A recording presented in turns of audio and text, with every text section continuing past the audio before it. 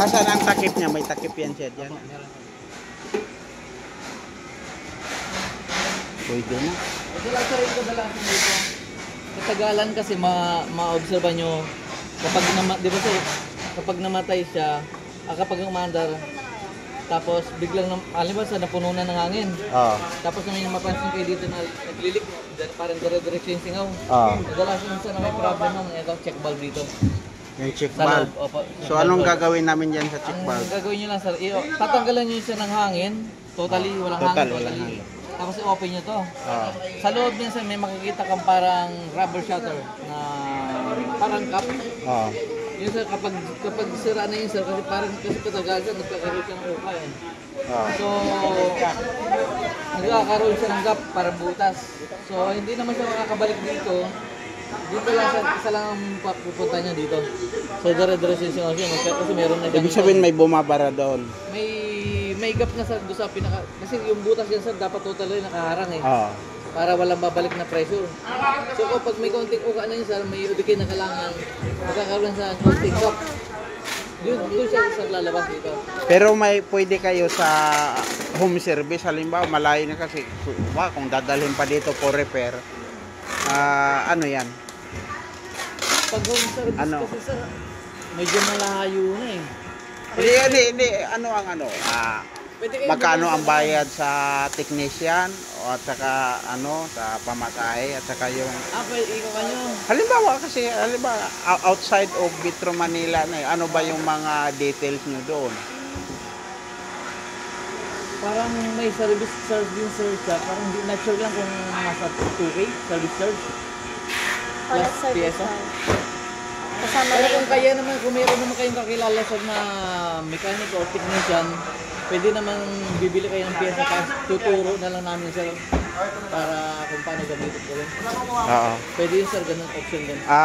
Ituro mo nga sa akin paano i-adjust yung PSI nito para para binibidyo ko kasi paano halimbawa.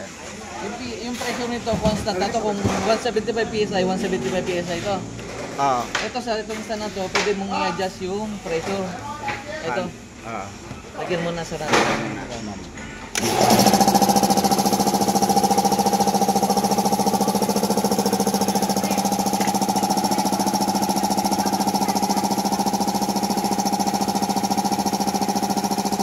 Yung niyan, yung air cleaner, saan ba may available kayong ayan na yan?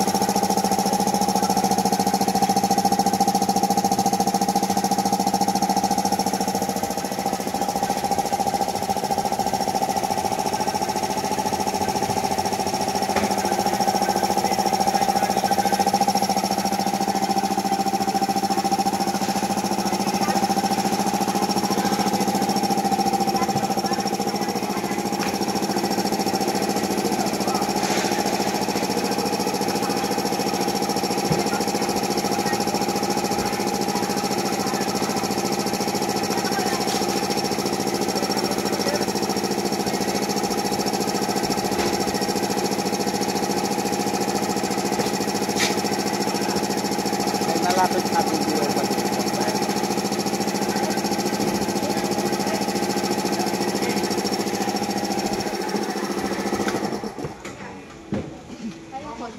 dito sir, pagkat rin. Ano lang naman, malapit. 150 meters siguro. I-stop ko muna sa 100 PSI. Kasi ito sa kabila, ito yung pinaka-valve niya. Hilahin nyo lang sir siya tapos pilitin nyo. Ito sir, ito.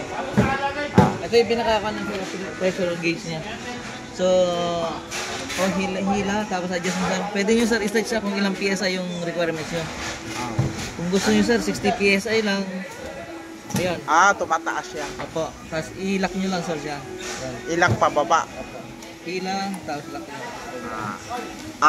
Iangat and then i-adjust. Angat, Oo. tapos adjust nyo sir siya, PSI kung ilang PSI yung kailangan nyo, tapos lock nyo lang siya. So, para hindi siya mapiyit.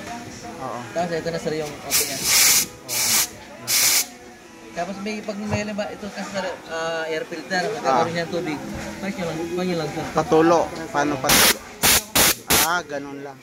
Ito lock, para ito matulak. Hila, paste, ganyan. Para matanggal siya rin tubig. Tapos, yun sir, ito lang yun. Basta ito lang sir yung set. Dito lang kayo nakakapag-set ng PSI kung ilang kailangan nyo. Itong kabila, kung ilan yung pressure sir ng tangke, siya na rin lalabas. Yung rekta lang siya. Rekta lang. Ito yung controlled siya na may...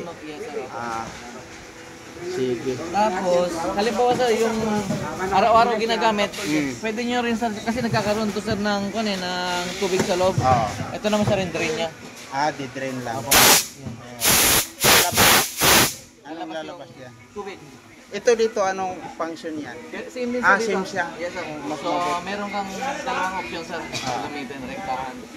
Bagay sa dulo, meron naman akong control na. Ayun. Yun lang sir. Dalawa sir yung switch niya. Ito, dito to. Yes sir, dalawa.